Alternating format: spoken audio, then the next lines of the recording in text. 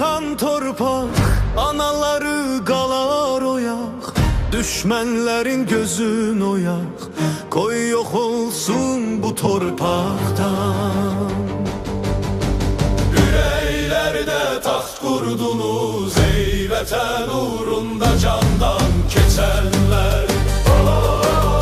Silahlara sarılaraq, qar çoğunda qovrularaq, həmləsilə sarsıdaraq, şəhadətə ucaldılar.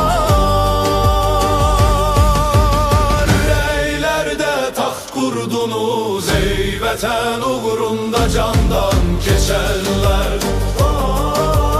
Ürəklərdə taxt qurdunuz, ey vətən uğrunda candan keçənlər.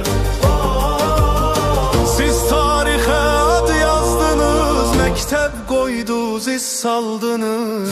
Saldınız, iz saldınız. Ürəklərdə taxt qurdunuz, ey vətən uğrunda candan keçənlər. Bu xalq sizi unudarmı? Torpaqdan heç pay olarmı?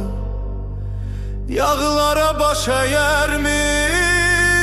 Haqq yolundan heç dönərmi?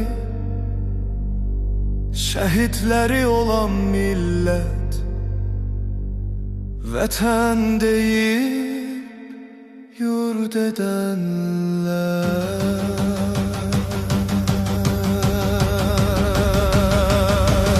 Ürəklərdə taxt qurdunuz, ey vətən uğrunda candan keçənlər.